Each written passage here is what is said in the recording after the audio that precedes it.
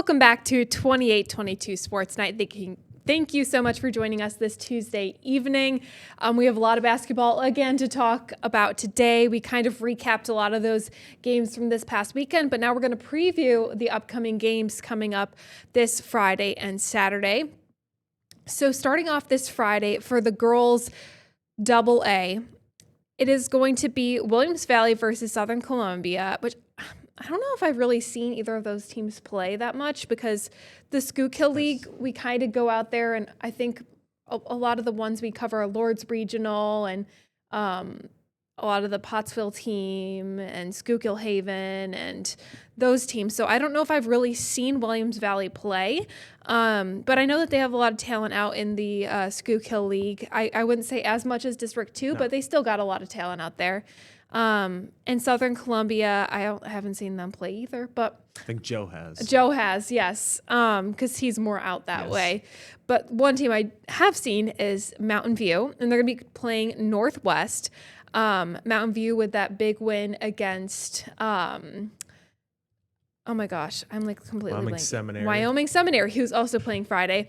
Mountain View with Addison Kilmer and Aubrey Sanders just going off. So they'll be playing at Lakeland High School, Ricky. But I think after coming off a comeback win like that, I think it can give you a lot of momentum going into another game. They said they've been working more on their defense as well. So, and obviously defense wins championships. I think that can go for any sport. So,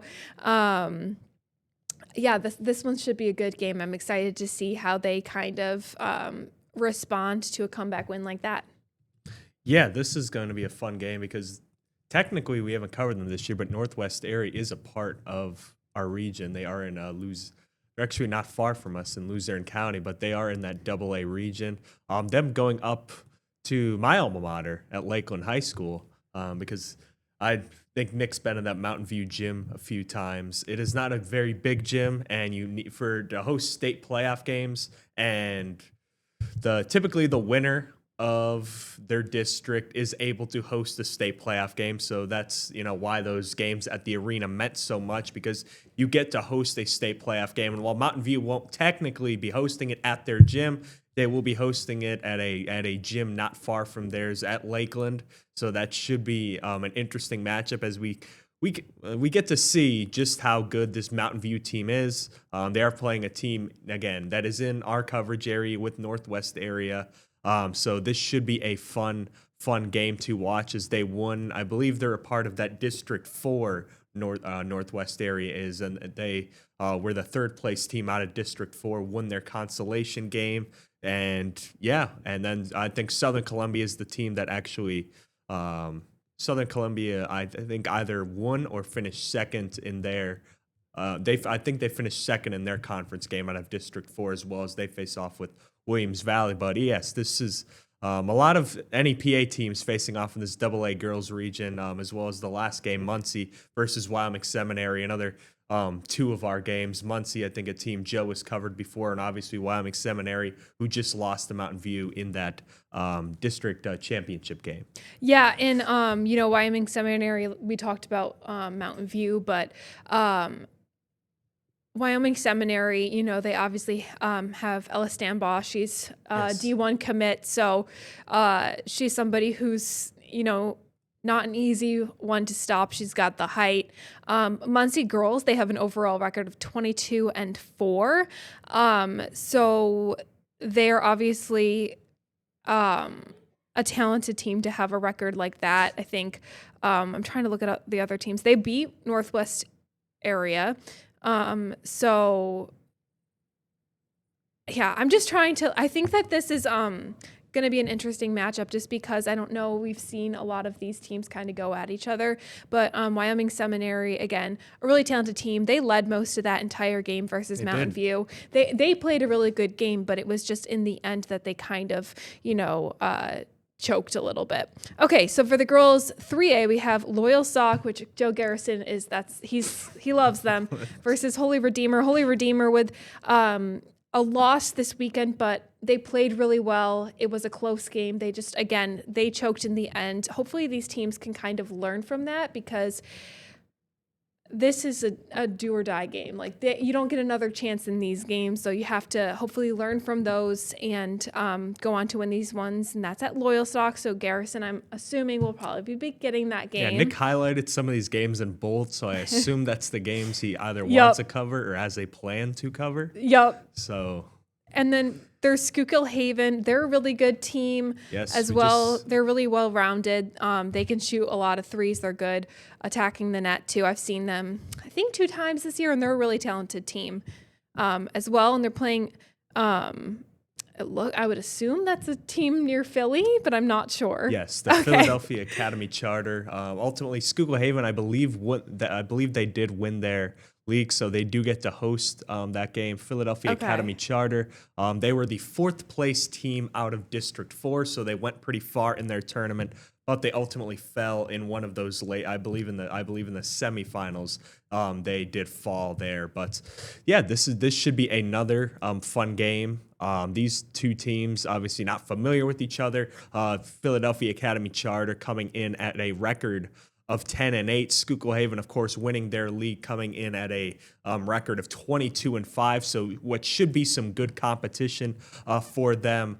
These should be, again, obviously, most of these teams aren't going to be familiar with each other. Yeah. Even with the two teams facing off that you mentioned right before, Loyalsock and Holy Redeemer. Loyalsock, this was a state championship team last year. Obviously, lost some players due to the graduating senior class, but still has some. They still do have some pretty talented players on that roster, but the Loyalsock Holy Redeemer. This is going to be a real interesting match because you mentioned Holy Redeemer. They're a well-balanced team. They controlled that Dunmore team for a majority of that game. Ultimately, Dunmore had a late run to ultimately capture that District 2 title on a buzzer beater. But Holy Redeemer, Loyalsock, I think that's one of the more interesting matchups because these are two teams that both fell short in their respective districts, with Loyalsock coming in second in their district and Holy Redeemer coming in second in their district as well, with Hughesville, one of the better teams out there who we're going to be talking about, I think, coming up next. They ultimately won that District 4 title. Yeah, and Hughesville, they've just had an incredible run this season. I think the only they've lost to 3 teams, one of them being the Dallas Girls, who are a really good team. I know they lost to North Pocono earlier before to not be able to go to the district title games, but they lost to Central Columbia, another good team, and Central Columbia again. But now they're playing Columbia, not Central Columbia. But yeah, again, they're just another dominant team that seems to have their names among one of the best this year. And then we have Dunmore versus Mount Carmel. Dunmore, like we said, had that really good game against North Pocono to come back and win it. They are 20-3, and I believe undefeated in conference play. Yep. Which again, we talked about this yesterday. They are no stranger to being a talented basketball program, as well as the boys too, but the girls just doing really well this year. Mount Carmel, with a 16-9 overall record, 6-5 in conference. So, they have more of a tougher task to play, especially with Dunmore being in a really good division. It's not going to be an easy task to complete, and I believe that one is at Dunmore too. Yep. So that's a really hard environment to play in. They have a really good, student section that comes out every single game. So I see that one. I see Dunmore kind of, winning that one. But again, you never know. Okay, so in the girls 6A, we have Hazleton area at Garnet Valley. Hazleton area, as we were talking about yesterday, I don't think they're going to have any problem in this round. And we were saying good luck to whatever team they're playing. Well, good luck to Garnet Valley because Hazleton is going to run through them, I feel. Yes, this is going to be one of the Philly teams taking a trip up to Hazleton High School. Good luck, as we mentioned, this Garnet Valley squad going up against a Joe Gavio-led Hazleton team that is just... they're tough to beat, and sitting there right above Hazleton, sort of I believe in the they would probably meet in the semifinals of that bracket, is a team that they're very familiar with in Perkimon Valley, the sixth place team out of that Philadelphia school, Upper Dublin, ultimately holding the top spot in the bracket with the first place team out of the Philadelphia area. But yep, Hazleton. I mean, we've sung their praises a lot. Yes. Caitlin Bendis, Benyo, Yep. and there's one more player that I am forgetting. But this is a squad that is ultimately one of the more dominant squads in our area, and I think a unanimous pick among us to really go very far in this tournament is they're trying to get past that, I think, semifinals threshold that they got last year. I think this is a team that they're ready to take that, or I forget if it was semifinals or quarterfinals that they got to last year, but this is a squad that wants to go far. This is a squad that has high aspirations. This is a squad that has championship aspirations, and they're trying to capitalize off of a really strong youth core that they have that really came along last year and really surprised a lot of people. But this year, the expectations were set dead high, and they remain dead high for this team. As Garnet Valley, they're going to have a fun time taking a trip up to the Hazleton area and seeing how they can make out against a squad that puts a lot of pressure on you from the first whistle to the last buzzer. Yeah, and Gavio also talked about on our podcast how big the Hazleton area community is in their sports and how invested they are. And, they're going to show out. It's going to be a big crowd. Their arena is beautiful. They have I remember one guy came up to me and asked if I knew anybody who was like a videographer who could do things for the school. And I was like, well, everybody here kind of has a job, but I'll look around. But they have a really good arena that to play in as well. And their community always shows so much love to their teams. And then we have Scranton versus Red Lions. Scranton with obviously that really, terrible loss to, I believe it was Crestwood? It was Hazleton. Hazleton, yes. I'm getting them all mixed up. To Hazleton. So, it's hard to measure how good Scranton is when they're playing a team like Hazleton, but Scranton will be playing Red Lion, which is currently with a 23-4 record, 10-1 in their conference play. Meanwhile, Scranton is 11-13. Obviously, they're in a good division though, so they've faced good competition, but we'll see how they fare on Friday. Now to the boys 4A, we have Mount Carmel versus Bishop DeWitt. Bishop McDevitt. McDevitt. Obviously, I've never heard of that one. That will be an away game for Mount Carmel. I'm not sure how far of a drive it will be for them, but Mount Carmel boys, they have a winning record. It's decent. They have lost to Minersville, Dunmore, Lewisburg, Central Columbia, and those are some of our better teams anyways. But they've, posted up some good numbers this year too. I'm looking at their lowest number that they've put up, and it looks like they have at least scored one of the games they lost 31 or something, but they've been posting up a good amount of numbers against these teams. So that game should be a good one. Again, I'm not really sure how the other team is, but it's an away game, so we'll see how they fare. And then we have Lewisburg, one of our teams that we've been Green Dragons.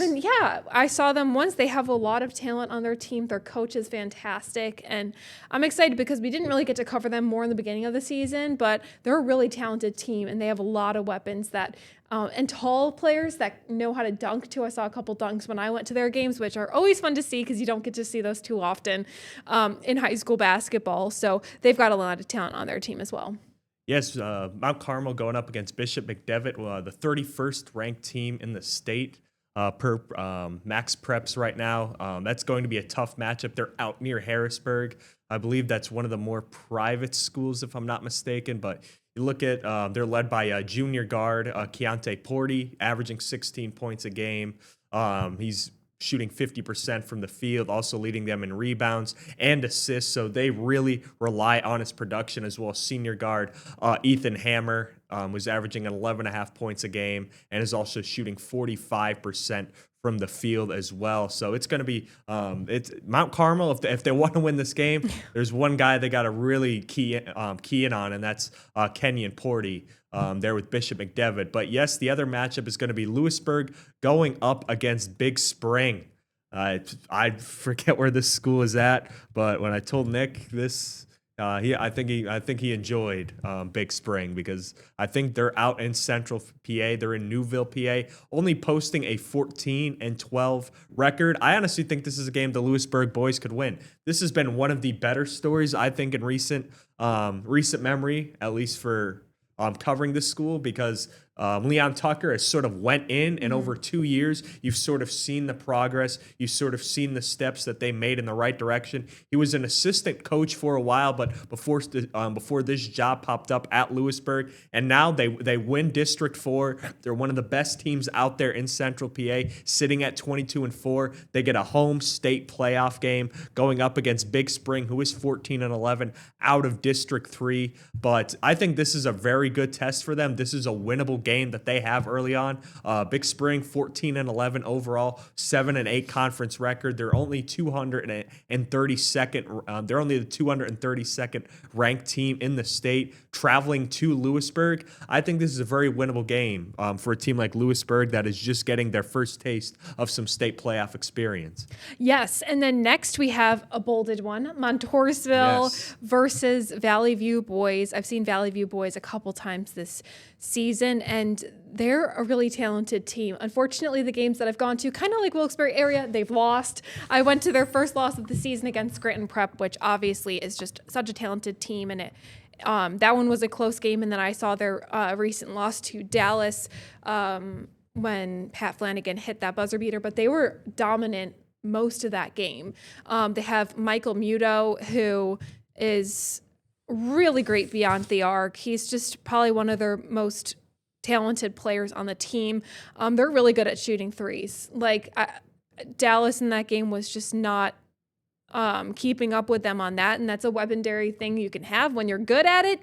If you're not, don't do it. Just go do layups instead. But in this Valley View, yes, they lost to Scranton Prep and Abington Heights. Prep again, and then they went like a 3-game losing streak, so they lost to Prep, Del Valle, and Abington Heights again, and then they lost to Dallas in that last game. So again, they're losing to good teams. They're still a really good, have a really good roster, and their coach is obviously really good and is one of the keys to their success as well. But they're facing Montoursville. So Valley View has a 19-6 record. Montoursville has an 18-7. So a pretty evenly matched up game, and this will be at Montoursville. So an away game for them.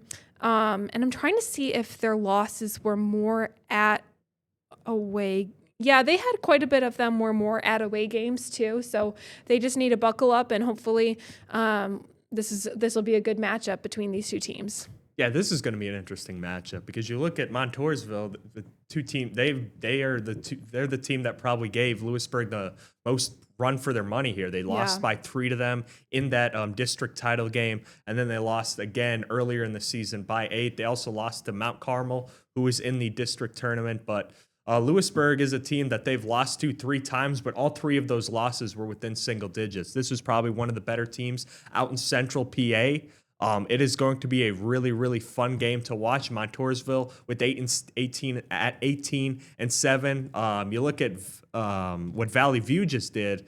They had to go through a little bit of an alternate route. They played in the 3rd place game against Wyoming area in what was essentially an elimination game to go to the state playoffs. And Valley View, you touched on Michael Muto, is probably one of their better players, but this is a pretty well-rounded team. Cash Rowe got back into the lineup late in the season. He was dealing with an injury, and then his brother, I believe it's Yager Rowe, who had 7 points in that third place game against Wyoming area as well. But Montoursville, a loaded squad. It's going to be a real interesting game. Valley View having to make the trip out there. This is honestly a game that, Valley View is known for having some good basketball teams. This is a really balanced basketball team. This is not, I don't think it's one of the more talented teams that we've seen in recent years, but certainly not lacking talent. But Montoursville, Valley View, I think that's going to be a really fun game to watch there in the District 4 playoff bracket. Yeah, and then we have Scranton Prep, which we talked about, defeating Valley View in their first loss of the season. But Scranton Prep versus Schuylkill Valley at Scranton Prep. Again, a lot of these Division II teams have just incredible student sections, and I think that really does fuel their fire for them.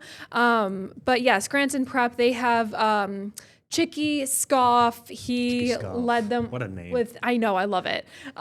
He had 28 points in that win over Dallas over the weekend. And then they also have Packy Doherty. Again, Chicky got a lot of the spotlight this past weekend, but Packy Doherty, let's not forget about how talented of a player he is as well.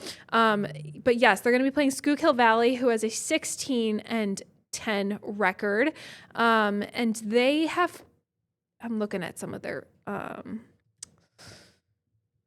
teams they've played, and the teams they've lost to are teams that aren't really played Big Spring. Oh, really?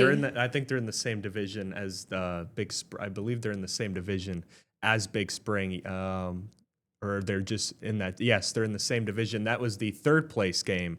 I believe that was Schuylkill Valley defeated Big Spring in that third place game. So those two teams ultimately, I think, lost in the semifinals, and they got. They had to play in the third place game. District 3, I believe. That is near Allentown, if I'm not mistaken, but I could be wrong about that. That is in Yes, that is in sort of Berks County. It's just below the Poconos, but yeah, this should be a really interesting game. Scranton Prep, as you mentioned, Packy Doherty and Chicky Scoff are probably the two players to watch out for there. They have a really, really tough defense. Schuylkill Valley, not a team that we have seen play very often, so we'll see what happens there. But Scranton Prep should have their hands full against a really, really talented Schuylkill Valley team coming out of a really tough, I believe that's the Berks County. That is like the Philly Burbs area, so some really tough competition coming out of there as well. But should be a fun game. But Packy Doherty, Chicky Scoff, one of the surprise player of those arena games, that arena game tournament, should be an interesting game to watch on Friday. Yeah, and we talk about how good their defense is. Yes. Again, repeating myself, but it's the biggest saying, defense wins championships, and that applies to any sport. A lot of times it's said in football, obviously basketball too, and their defense was lights out on Saturday. And then we have Dallas versus Northwestern Lehigh. Northwestern Lehigh, I feel like, is just one of those teams that I'm like, okay, that's just like any sport they do, they're just talented at. Like, I'm a little worried for Dallas in that one, especially coming after that loss to Scranton Prep, which they just didn't play well, like at all. Like they led a little bit in the second, but that was more so Scranton Prep just drawing a lot of fouls and making mistakes like that. But it wasn't really close at the end. I feel like it was around a 16-point loss. Yeah, I believe they had like really bad third quarter. Oh my God, it was horrible. Yeah, it just was not good by them. So I kind of fear them going into a game against Northwestern Lehigh, who is just such a dominant athletics program in this region of NEPA just in northern Pennsylvania, just a really talented team. So Dallas, they're going to really have to step up their game. Obviously, they have really great talent with Pat Flanagan and Cal Berry, but they're really going to have to step up their game to win against this team. They are at a neutral site? No, they're they're at, yeah. So on the road too. Yes, this is a team from District 11, just outside of our coverage area. So they've played a lot of the Carbon County, Monroe County teams. They did lose to Pottsville earlier in the year in overtime, 64-62. Some of their other losses, Notre Dame, Green Pond, Nazareth area, just outside of our coverage area. But they did play Jim Thorpe. They did play Lehigh and some of those other Monroe or Carbon County teams in the Poconos.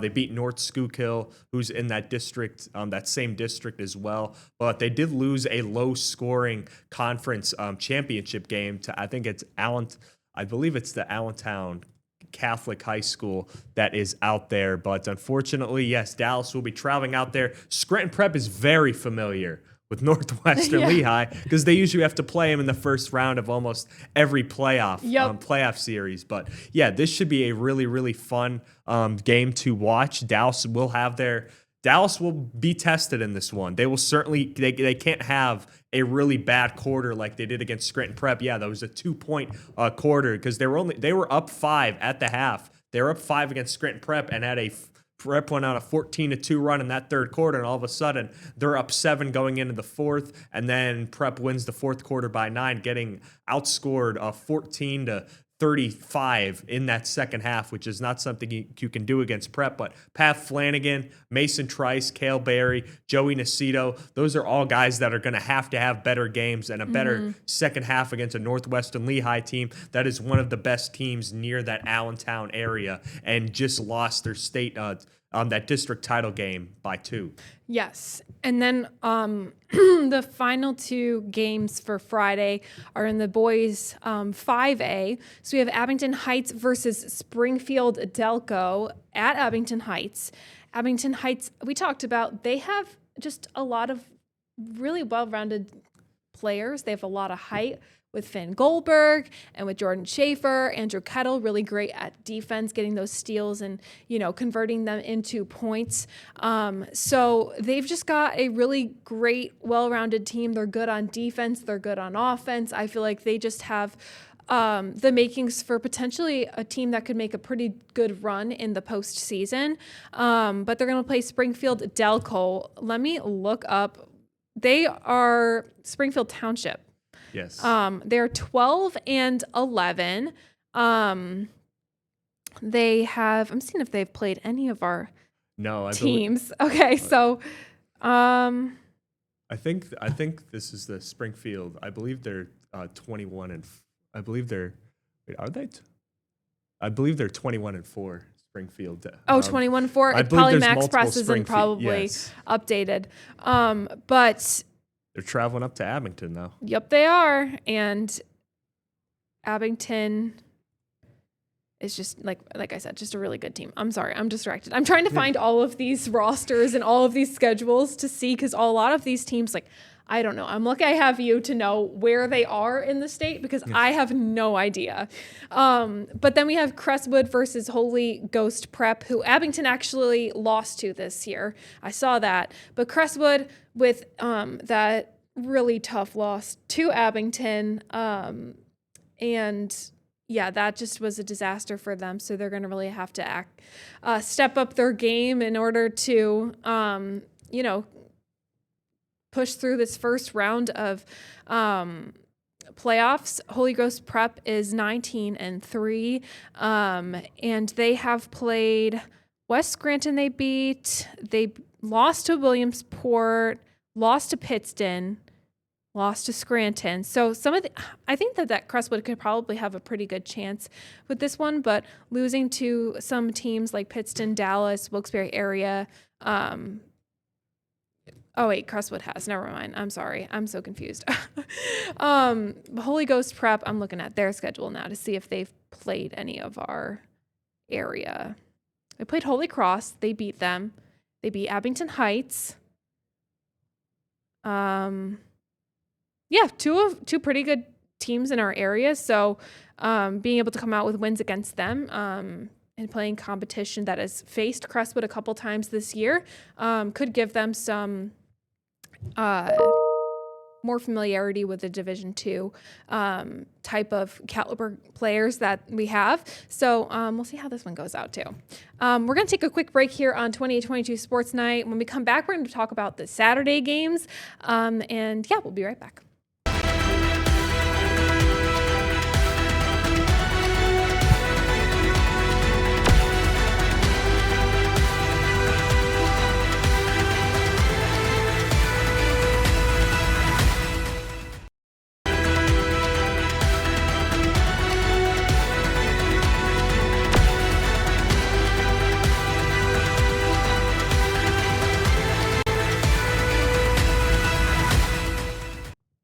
All right, let's head on over to Saturday's games. We're going to run through these ones a little bit quickly. We took too much time with the Friday games. These ones we're going to run through a little bit more quickly. First up, we have in the girls single A, we have Lourdes Regional, and they're playing, you're going to have to pronounce this for me, Ricky, Conestoga Christian?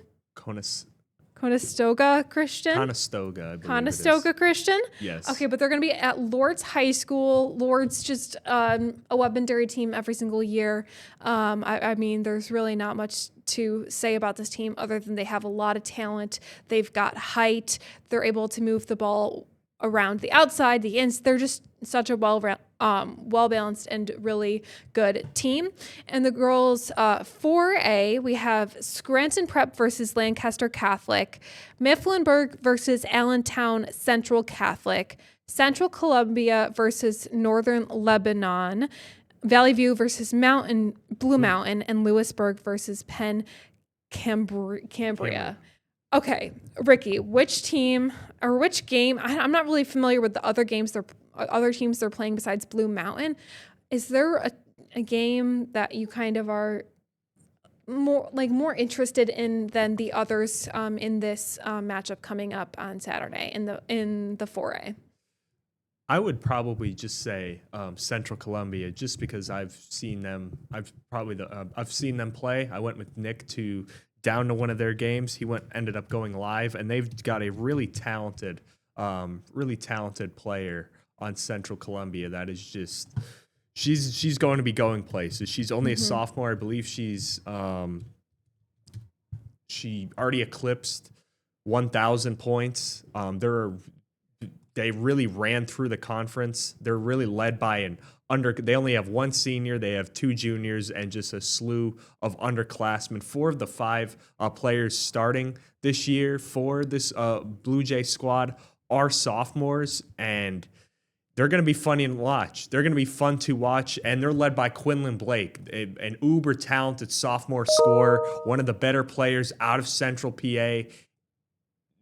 I'm interested to see how they go up against a really talented Northern Lebanon squad. They get a home game. Their gym is very unique. I know you've never been there. Yeah. But behind the one basket, there is a slew of seats behind it. So that's fun. I'm not sure if you saw the new stadium that was built for the Clippers in LA, but they called it the Wall because there's a bunch of fans just sitting right behind the basket, and they're very in close proximity to the basket. But Central Columbia, really young squad they have out there. They really ran through their district. I think they're going to be a fun, talented team to watch. They're really predicated on Quinlan Blake, and to see how she's able to score the basketball. But this is going to be a fun District 4 bracket to watch, because we have so many girls teams in this bracket. Lewisburg being there as well. 2 of our teams playing in Valley View and Blue Mountain, but Central Columbia is probably the team that interests me the most, going up against Northern Lebanon.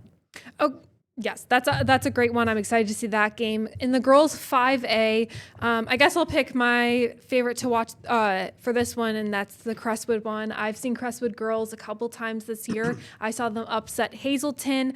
Again, they're just a really great team. They have Jackie Gallagher and they have Charlie Hiller, who are really great height. And then there's oh my God, Kira Doherty. They've just got a lot of talent on that team, and they're able to spread the ball around really well. I love their coach too. She is a sweet. She's such a tiny woman. She's so sweet, but she's just such a good coach. And I love their team, their players. They're so nice and always so generous with their time after games. And Crestwood just.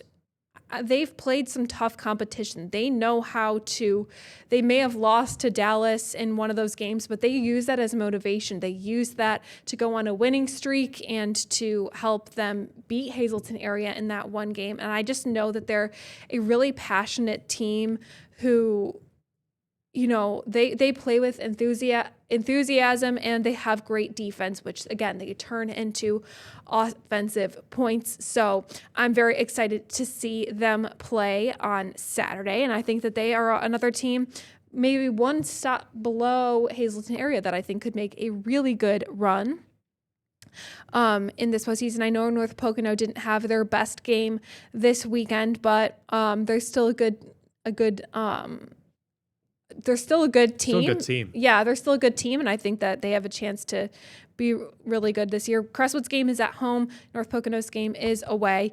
But yeah, I think that they're both teams that could make good runs. And then we have in the boys AA, we have Schuylkill Haven versus DeLone Catholic, Old Forge versus Juniata, Northeast Bradford versus Susquehanna, and Clarion versus Muncie. I have not seen any of these teams, but I know we were talking yesterday about a team that we really think could make it really far in this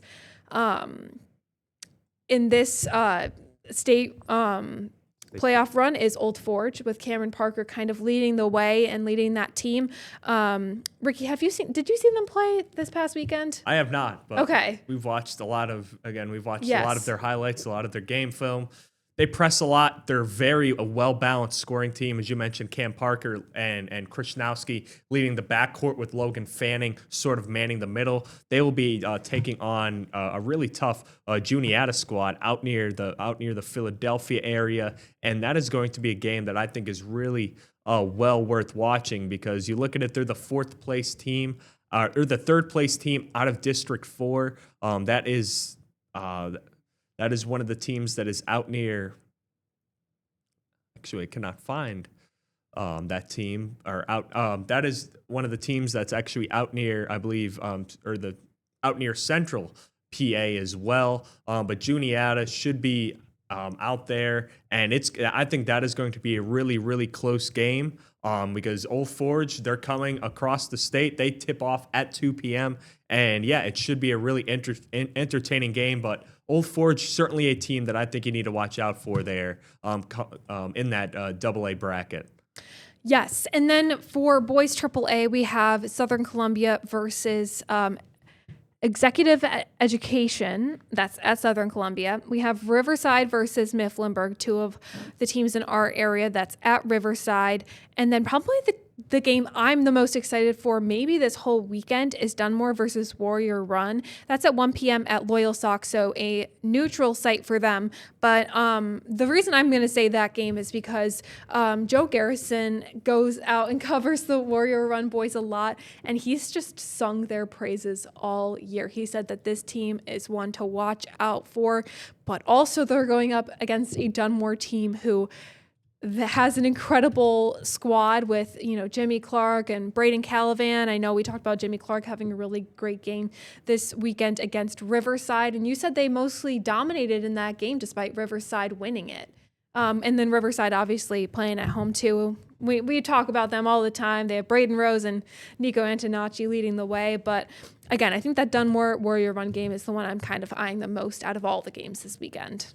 Yes, that's going to be a really, I think, fun game to watch there. But this Dunmore Warrior Run game, it's going to be fun because Warrior Run has a really good squad. They're 24-2 on the year. They beat Southern Columbia to win that district title game. Dunmore ultimately, again, I thought they controlled most of that game against Riverside, but they're going to have to match up with a really, really big guy in the middle, Aiden McKee, all of 6'8", 210. My God. I don't know if Dunmore has a person to match up with them. Warrior Run did not lose a conference game. They went 10-0. They went 24-2 on the year. They're the 49th ranked team in the state. Dunmore, again, Jimmy Clark, Nate Aviles, Braden Canavan. They have a good cast of characters on the outside. They're scrappy. They're battle-tested. They've been in a lot of close games this year, but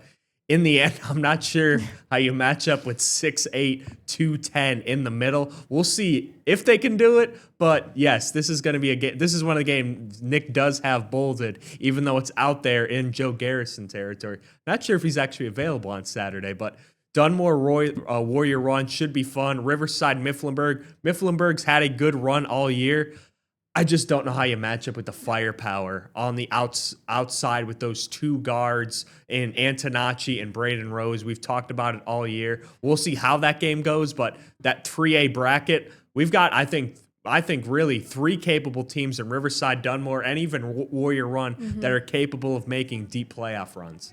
Yeah, and both of those games are fun because either way, one of our teams win. Yep. And I like that. It's a win for us. Exactly. So it's a win for us. So no matter what, one of those teams is going to win, which we love. And then we have Wilkes-Barre area versus, this is the boys 6A, Wilkes-Barre area versus Liberty. That's at Liberty. We have William Penn versus Pocono Mountain East at 2 p.m. That's at William Penn High School. And then we have Delaware Valley versus Abington. The Wilkes-Barre area and Delaware Valley, that's the game that I saw on Saturday night, and that was a really good game. Wilkes-Barre area, I've seen them a couple times this year. Again, there's the other one that I was telling you, I jinx those games because they always lose when I go. But they're such a good team. They have Mikey Keating. They have David Januzzi, I would say one of the better guards in this district. He's just a really talented player all around. And then they have, and I would say Mikey Keating probably had the best game on Saturday. He was probably one of their better scorers of the night to help them keep them in the game. The Delaware Valley, they have Trey Newton. Again, keep an eye out on Thursday. We'll be doing Athlete of the Week, and we're highlighting Trey, who led all of Division II with 33 points this weekend. So he is somebody you're going to want to watch out for. And Delaware Valley, it's awesome to see them up there because, like I said, they're a team that hasn't really been that relevant in the past couple of years, but finally making a pretty good run. And with that statement win against Wilkes-Barre area in quote-unquote prime time at Mohegan, I guess you could say, that's going to be a really good one. So a couple good matchups in 6A as well. Yeah, 6A. I know this is a tough division. Pocono Mountain East had a really surprising run to really, because we thought Pocono Mountain West was going to be one of the teams that made a run in that division. Ultimately ended up being their rival, Pocono Mountain East. They're at William Penn High School at 2 p.m. Delaware Valley, we'll see how they do going up against an Abington squad, a really tough team there. I forget what division they are out of, but that is a really tough squad to go up against in Abington. Not our Abington. There is another Abington out of District 1. I believe that is the Philly suburbs area, if I'm not mistaken, because I believe District 7 is the Philadelphia area. District 1 is sort of the Philadelphia suburbs area. So we'll see what happens there with that Abington team. But that should be a fun game. Delaware Valley, they're going to need all they can get out of Trey Newton, but it's certainly going to be a tough task. But who knows? Maybe we'll get an upset out of that 6A bracket, and we'll see what happens. But Delaware Valley will be playing at their place, so that is a benefit for them. Yes, that is true. Okay, Ricky, I told you my the game I'm looking forward to the most. You can have the same one, but I'm curious, what game are you looking forward to the most, or that will be the closest, or what one are you eyeing the most? Out of all the games on Friday and Saturday? Yes. I want to see how the Valley View boys match up against Montoursville. Mm-hmm. I'm really curious on that game because Valley View is a team that has made some state playoff runs in the past. But again, they're two of our teams playing each other. Montoursville is one of Central PA's best. Valley View has been banged up this year. They got healthy towards the end. Ultimately fell to a really, really good, who did they play?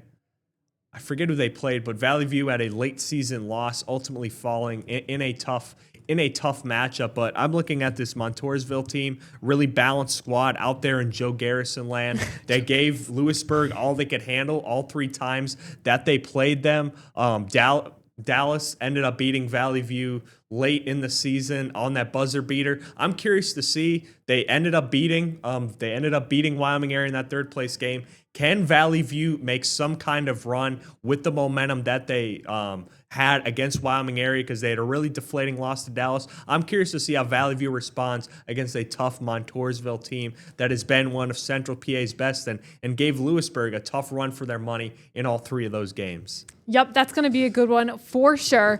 All right, we're going to take another quick break, and we'll head back in just a few minutes. Thanks. We'll be right back.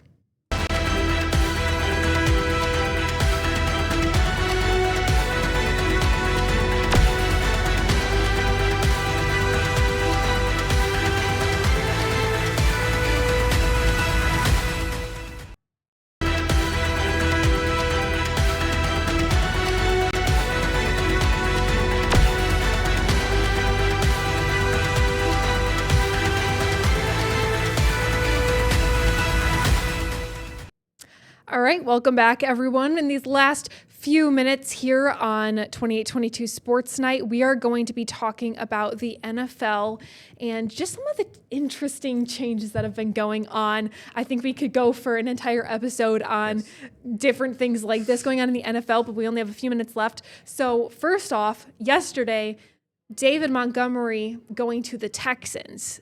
That's such an interesting choice, and I love it. And then we have today, just a little bit ago, Kyler Murray being released from the Cardinals. And I'm just curious. I feel like, Ricky, do you think he could be a Steeler? There's always going to be that possibility with the uncertainty of Aaron Rodgers. I'm still at least based off of the team's mindset, I believe Aaron Rodgers is probably still going to be the front runner for this job unless he says otherwise. I think Pittsburgh is going to continue to pursue him based off of some of the personnel decisions they have made, the input, feedback they got back from the locker room on just how good of a teammate Aaron Rodgers was. And of course, the most obvious one, the fact that they hired his former head coach in Green Bay for a majority of his tenure there. But again, Kyler Murray, it's going to be interesting to see where it goes because I don't think teams were willing to trade for him. And I think that was made very apparent by the Cardinals' decision to release him at the start of free agency to see where he can go, because I just don't think his contract was tradable. I don't think teams were willing to buy in, and they felt he was worth the value of his current contract. Now, someone's going to be able to sign him. He's going to be a hot commodity on the free agent market, but we'll see what happens there. But yeah, David Montgomery, another interesting move. I thought this was a really good move for the Texans. They needed a running back. I thought Woody Marks did a solid job, but I think they really needed a power back who is going to be able to churn out those short yardage plays. I also think David Montgomery, and again, no credit. I'm not going to discredit Jahmyr Gibbs because he's one of the best backs in the NFL, and he's going to take even more premier role in that offense. But over the last several years, he's taking a bigger role, eating at David Montgomery snaps. I think he was displeased with how last season went with his declining snap count, and I think he still, and rightfully so, still feels that he can be a productive back and be if not that spearhead of a two-man backfield. But I think he was upset by his usage, and Houston, I think they're going to have a good short yardage back, and they're going to have a fun backfield between Montgomery and also Woody Marks, who's expected to be a contributor in his second year. Yeah, you mentioned Gibbs too. He often gets, kind of the running back number one label, but any other team, David Montgomery is going to be your number one running back. He's that good. And he doesn't get the credit. I mean, he's obviously so talented, and this shocked a lot of people just because of the name and, going to a different team. Any kind of player with that high caliber performance is going to bring a lot of conversation to the table when they're going to be traded to any team. But again, I love this for the Texans. CJ Stroud, we also saw have a horrible performance, and especially his last game with against the Patriots in the playoffs. And I think that when you have a good running back, it opens up a lot more opportunities for a quarterback. And we saw CJ Stroud do really well in his first year with the Texans. I mean, obviously bringing them to a playoffs again this year, they won. I will say most of the credit goes to the defense, but they won, like, I think they were headed into the playoffs in like a 9-game winning streak. And I think, again, if you have that running back, they're one of the most important players on a team because they open up so much possibility for other players, and just being able to work around and use your offense in a way and create plays around a weapon like that. Like, he's your number one player on offense at this point. Like, you have Nico Collins, I think got injured in the end of the year, but he's still a talented wide receiver that opens up more opportunities for him. So I love this trade with Montgomery. With Kyler Murray, I don't know. I kind of see him potentially maybe being a backup. I don't know. You don't think so? No, I think he's going to be in competition for some kind of Yeah. job. I don't know where. Cleveland, always going to be an option there. Yeah. New head coach. Are they sold on Shedeur Sanders? I know they have a lot of QBs there in that room. Deshaun Watson expected to return. Honestly, again, I don't know where, but I think he will be. It's going to be interesting to see the type of market he has because of what's went on the last couple of years in Arizona and them not being one of the best teams in the NFL. And it's also going to be interesting to see where they head at the QB position. I was going to say, do you think they draft? Do you think they trade for one? What are you expecting Arizona to kind of, because they're in an interesting position. They have some decent players like Trey McBride, but they're kind of in a funky situation. Do you see them drafting somebody or trading for a quarterback? Maybe they take a flyer on someone in the mid rounds, Yeah. but again, I honestly don't look at this team. I don't think they're ready to contend right now. No. I don't know. Again, they could. I don't think there's really any one you want to draft early. But maybe they go for a trade. Maybe Geno Smith is a guy to watch there with the Vegas Raiders because they're going to draft Mendoza. Where does that leave Geno Smith? Yeah. I know, with a new head coach coming in, I think Geno Smith should be a name to monitor and maybe watch again. Maybe they're just tank the year. Maybe they go with one like an Andy Dalton has been a player that's rumored around. Is he a starting caliber QB? Probably not. But I think Geno Smith could be a name to watch with the Las Vegas Raiders now that the Arizona seems to be going in a different direction. Yeah, and Geno Smith, like he's got, he's not one of the better players in the league, but he's decent enough to lead a team and be the starting QB for them. And Arizona obviously needs some change. Kyler Murray, again, talented player though, especially with his legs, kind of reminds me of Jalen Hurts a little bit more so with the talent that he's able to do on the ground. And he's tiny, so he's really small. He doesn't have the quarterback height that you would like to be able to see over your offensive line and read the field, but he also is able to kind of maneuver quickly and fast through those tiny gaps because he's a tiny boy. All right, we're going to wrap it up here on 2822 Sports Night. Thank you so much for joining us, and make sure to tune in again tomorrow at 8 o'clock. Thanks for watching.